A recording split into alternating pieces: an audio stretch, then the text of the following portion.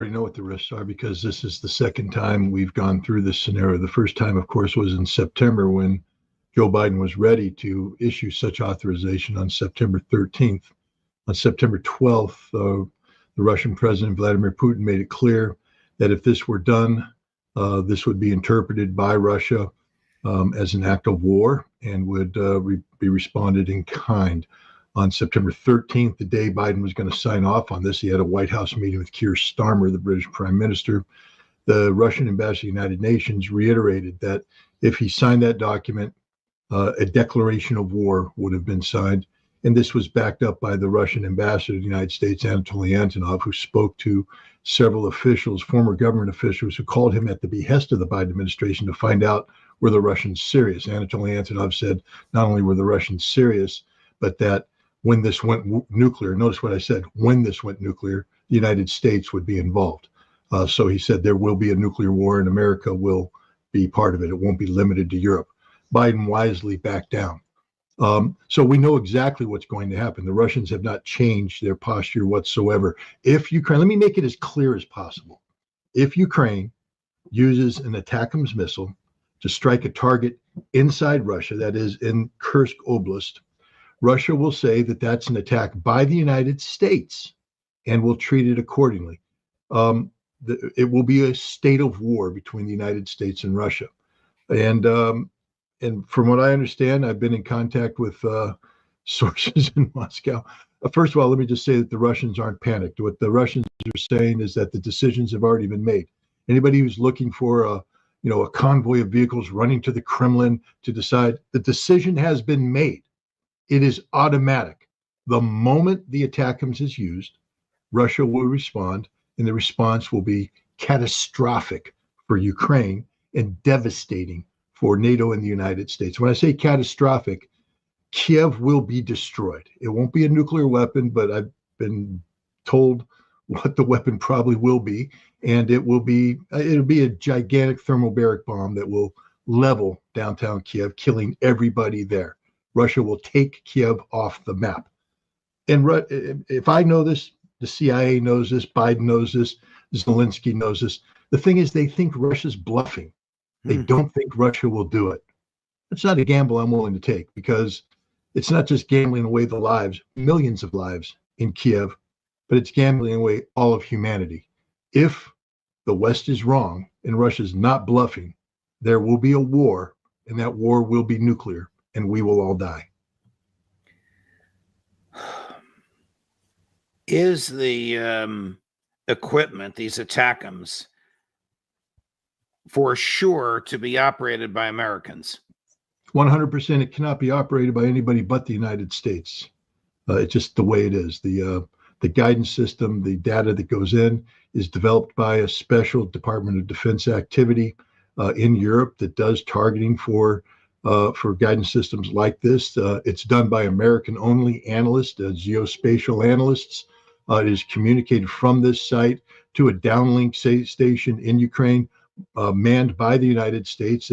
This is classified communication, so it's using National Security Agency cryptology, which means that only Americans can touch it.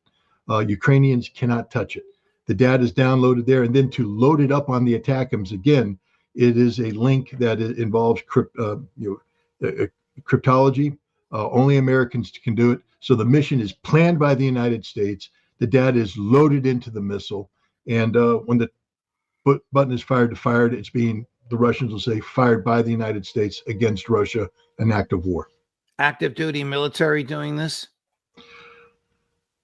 The active duty military are the ones doing the targeting, correct.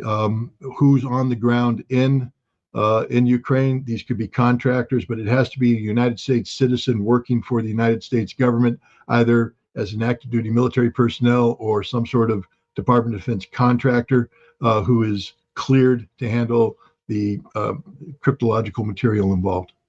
The Wall Street Journal reports that President Biden signed some sort of authorization permitting American defense contractors physically to be there, whether it's to repair these things or to facilitate their use. Would that be needed? I think first of all, I think the ATACMS has already been used by the Ukrainians against targets in the Donbass. Um, so let's be clear. The ATACMS is not a game changer. This isn't going to change anything. Um, uh, the Russians could easily absorb these attacks in Washington, but Russia is making the point that if these are used against Russia, this isn't Ukraine. They say Ukraine's already used it against us. We don't care. But if you use it against Russia, that's America attacking Russia, and that we cannot tolerate. And that's why they're doing this. But the ATACMS missile has already been used. There's already Americans on the ground. I think what Biden has signed off on is to deal with equipment and to deal with F-16s and things of that nature, where right now the maintenance is done outside of Ukraine. This is to get the maintenance in, because if you don't get the maintenance on the ground in Ukraine, the logistics and the support, combat service support for the Ukrainian army falls apart, because the second something breaks, it has to leave Ukraine. It has to be repaired and brought back. That takes forever. The Biden administration is running out of time. They have until January 20th to get some sort of result in Ukraine. And so we're going to jam these guys in there so that the turnaround time for maintaining equipment is it's much shorter. From their perspective, Scott, why do you think they did this?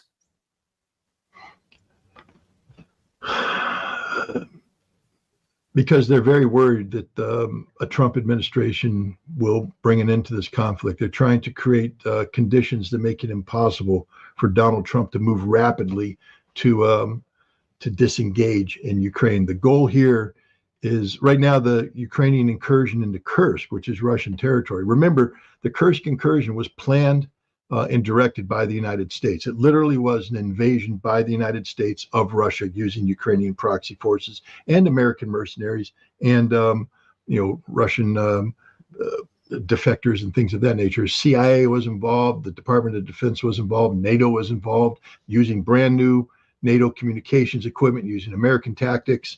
They went in there, and the goal was to seize a lot of territory and then use it to trade off at the negotiating table. Russia stopped the incursion, and now Russia is in the process of evicting the Ukrainians. If the Ukrainians are out of Kursk by January 20th, they've lost a huge negotiating chip when it comes to a Trump administration. And so the goal here is to enable Ukraine to use ATACMS missile only in Kursk, only against the Russians that are in the process of evicting Ukrainians, in an effort to forestall a Russian victory up until January 20th, and thereby complicate, any Trump effort to disengage. Well, this is profoundly immoral, profoundly unjust, profoundly unlawful, and intended for political reasons, just to bring Trump a mess, notwithstanding the people that will be killed, and the money that will be spent. Notwithstanding the chance for nuclear war, which is a very real chance. Why would the Russians use nuclear war as a first strike against the United States? It's not that they want to, but their doctrine is this, and this is where the Russians have tried to educate the United States. Vladimir Putin has said, it's one thing to have Ukrainian drones come into Russia. It's one thing to have Ukrainian missiles come into Russia. But when there is a mass attack on Russia, which uses Ukrainian systems and British systems, French systems, and American systems that can only be used if British, French, and Americans are involved, we have to assume that this is a coordinated effort by Ukraine and NATO to launch a decapitation strike, and we have to act accordingly. So when we see an attack of this nature coming in, we will respond. And our doctrine says that when you launch a major conventional military attack against Russia, we will respond with nuclear weapons. That's it. So don't do it. It's as clear as day. Don't do it. There's no reason to do this. It will trigger a nuclear war. It will trigger a nuclear war. Not it might, it could, maybe, I don't know. It will trigger a nuclear war. As Putin has said over and over again, the decisions have been made. We don't have to think about it. If the trigger is pulled, we automatically pull our trigger. Here's a statement posted on X by President Trump. We have never been closer to World War III than we are today under Joe Biden.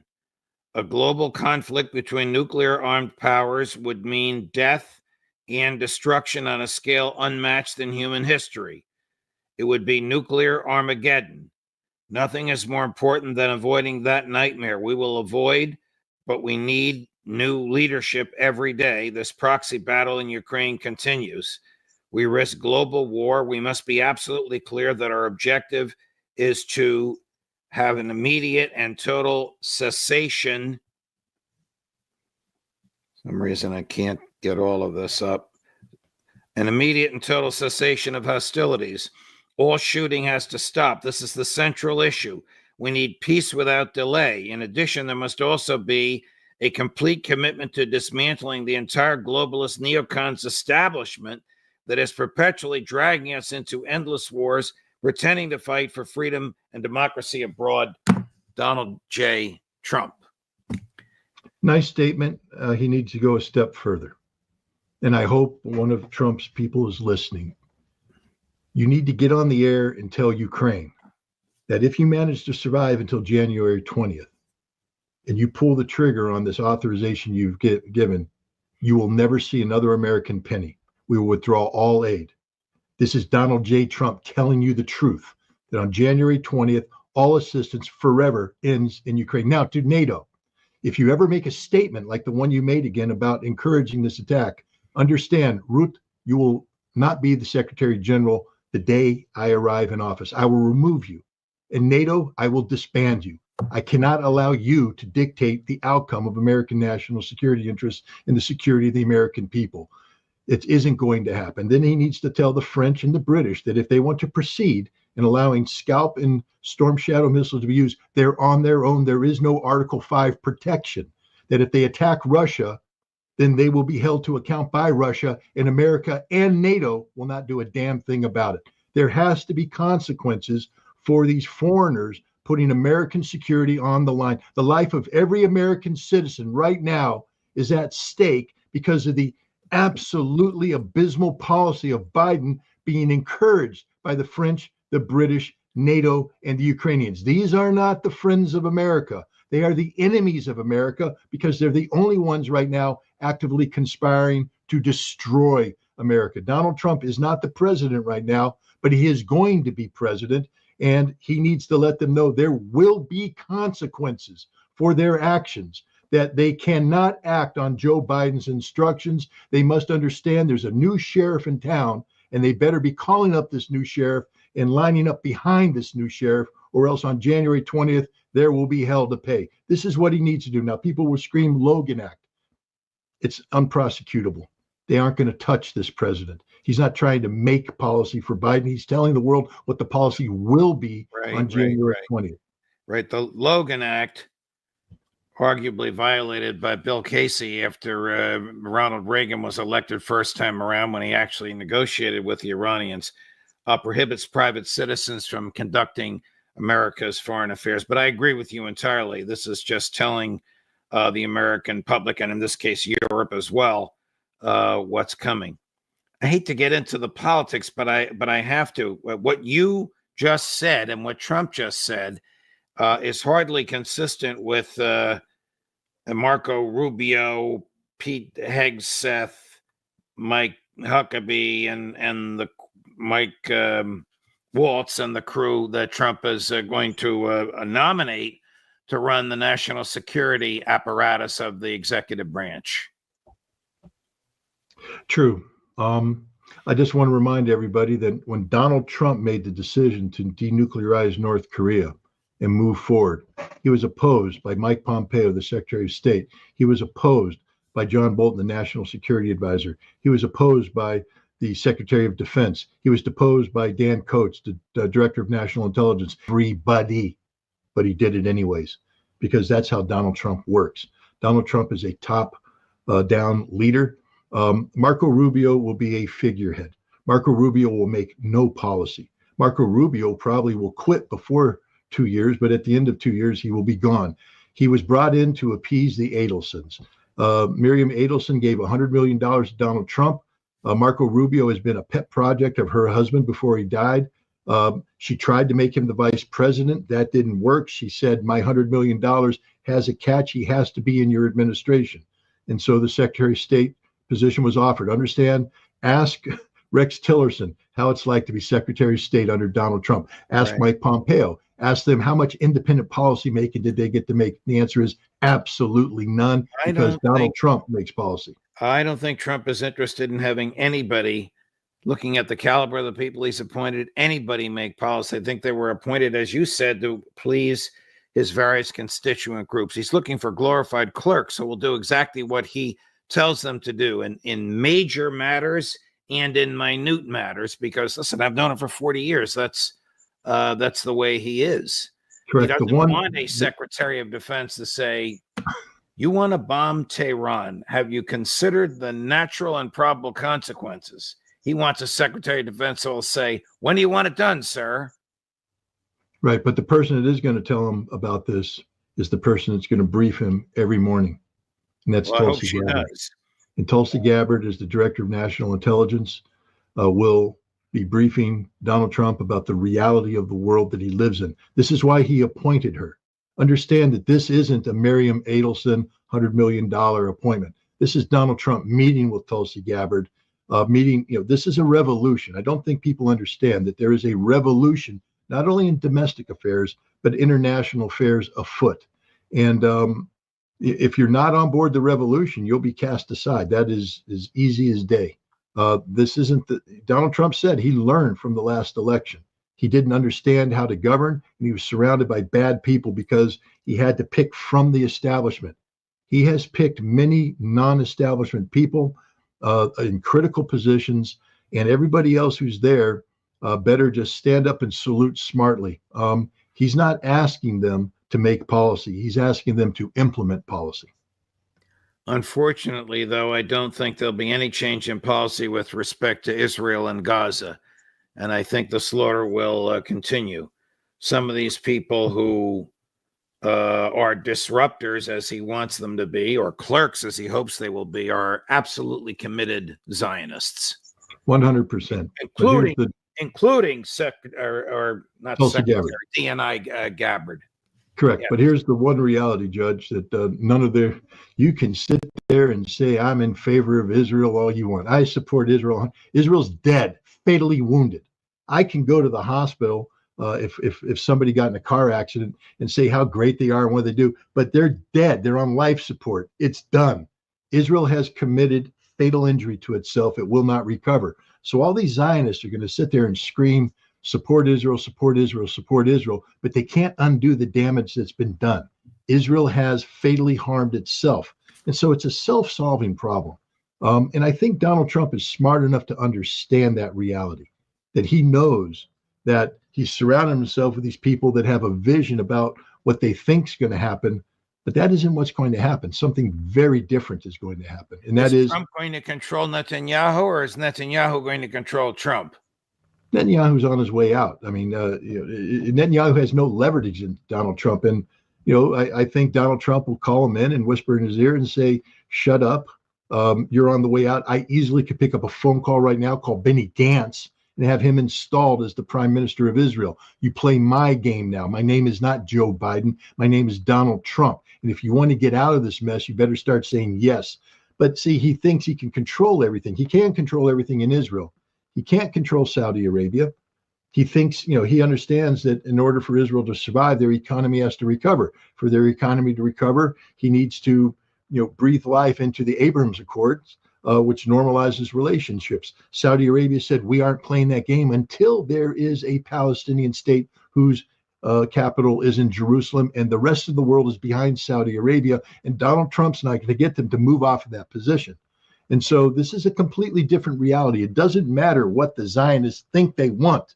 The world has changed. It's a completely different world today than it was when Donald Trump was president before. Iran has led an axis of resistance that has defeated Israel, defeated them in Hamas in Gaza, Hezbollah in Lebanon, the Houthi in Yemen, and Iran itself holds missiles over the head of Israel. Trump can't make this go away. He's going to have to get Israel to agree to peace. In the meantime, the Attorney General of Israel has told Netanyahu he has to sack Ben-Gvir, that he's absolutely unqualified to lead the national police.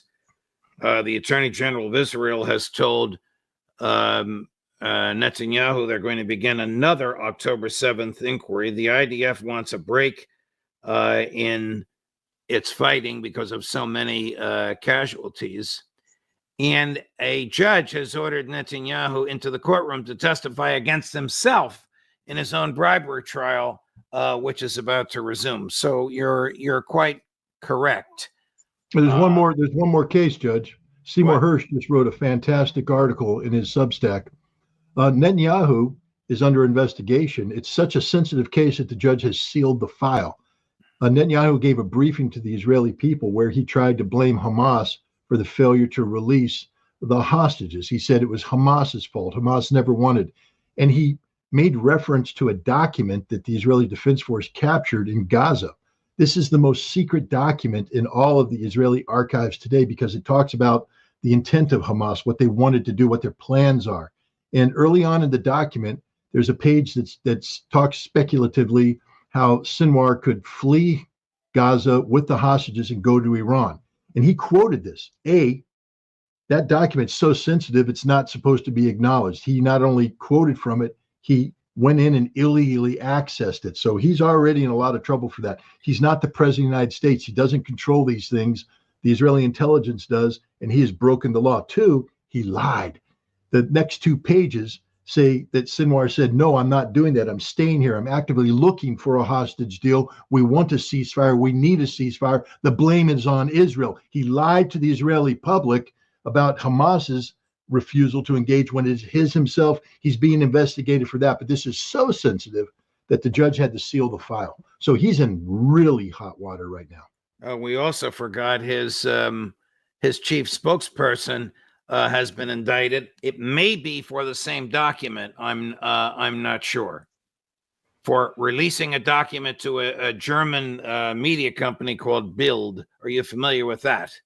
Yeah, the investigation, again, because of the sensitivity, but the idea is that he used the prime minister's name and office to gain access to a document that he had no right to gain access to, and to be able to, I mean, this document's so sensitive, you're not even allowed to take notes when you read it. And he apparently copied it and brought, I mean, it is not a good thing. If you remember when Sandy Berger went to the National Archives to clean up some things about the Clinton administration, he tried to pull out documents and stuff them in his underwear and got caught. This is worse than that. This is a huge scandal. Chris is accessing Trump's video statement along the lines of the one that I just read aloud. Let's watch it, Chris. We have never been closer to World War III than we are today under Joe Biden. A global conflict between nuclear-armed powers would mean death and destruction on a scale unmatched in human history.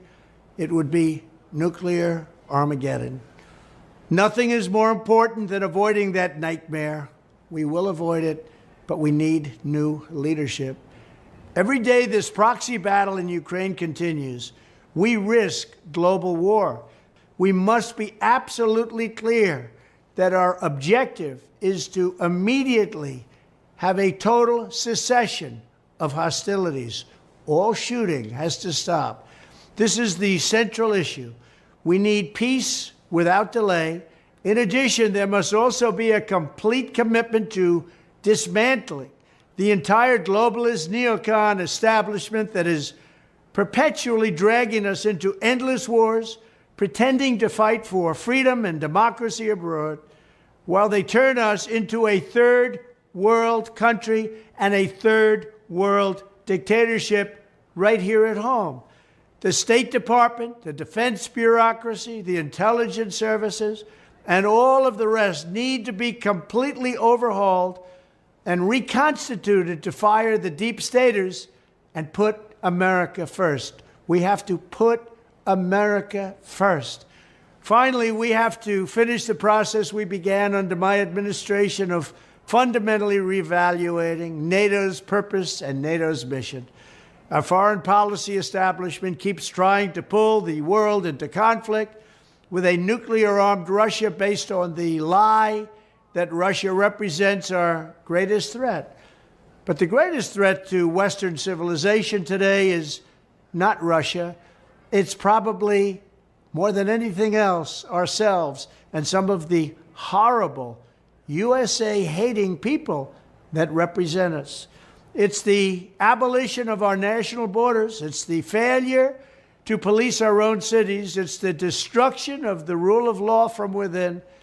It's the collapse of the nuclear family and fertility rates like nobody can believe is happening.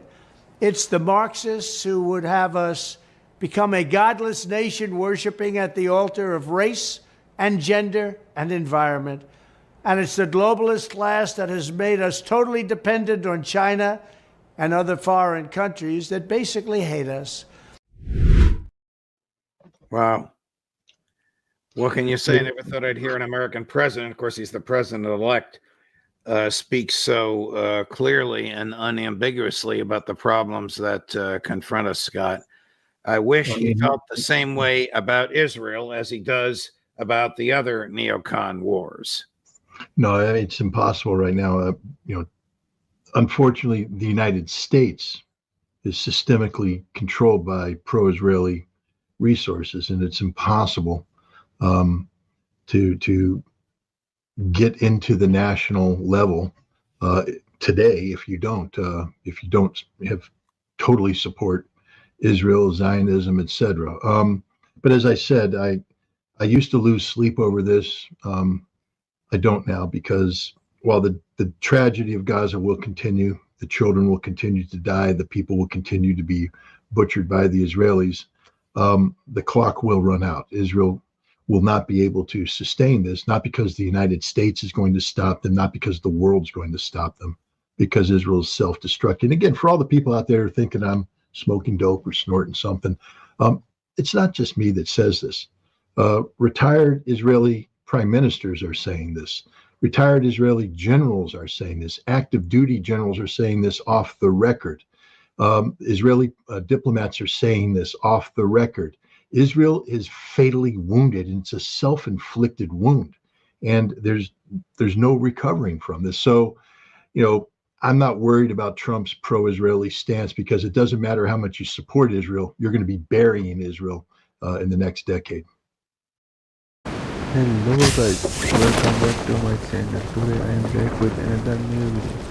In this video I have started playing GTA my gameplay, and I start this match with other 3 random teammates, and it's a quick match, and now I am going to enter this room, but I don't get any gun. I need a weapon. Or something.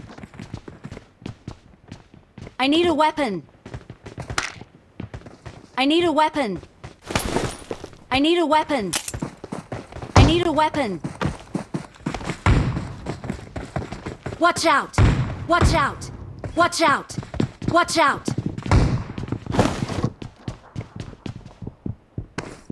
Watch out! I don't Watch any out! gun still. I'm searching for gun still. Finally I got a shotgun.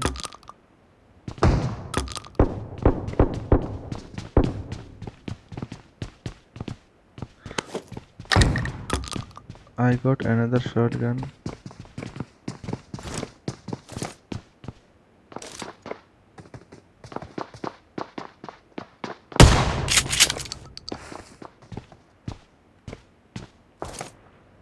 Help!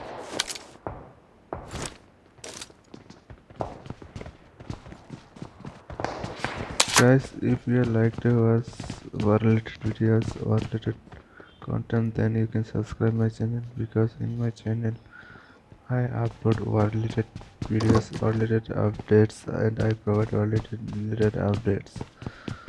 which are explained by Scott Ritter, Douglas McGregor. So if you like to watch this type of video, then you should subscribe my channel and you should watch my videos. I upload this video only for educational purpose or knowledge purpose, so don't take it negatively. Please watch and support me.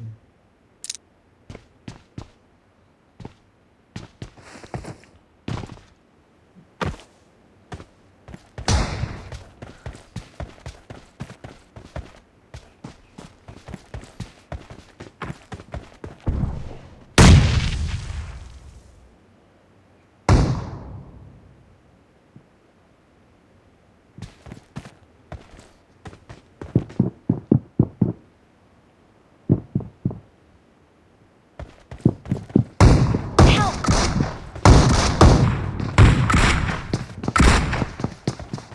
何やってんの？助けてよ！ So guys, please watch until the end. One of my teammates has finished the game.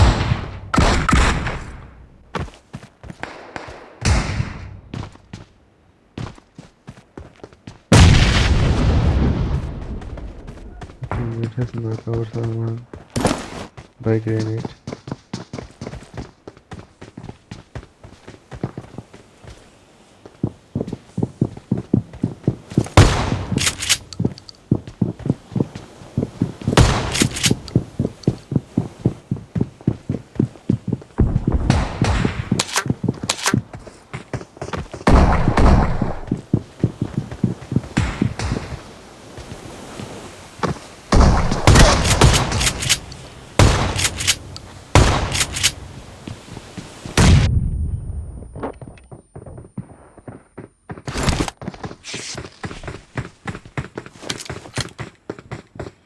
I have finished the guy.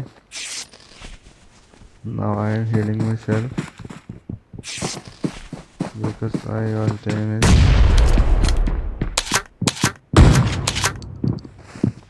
Help!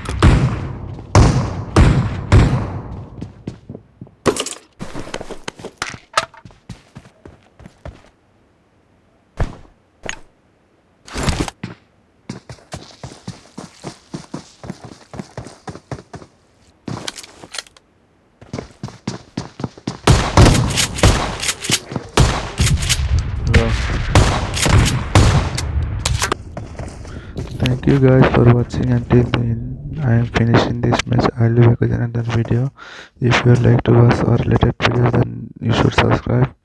I'll be back with another video next time. Bye for now.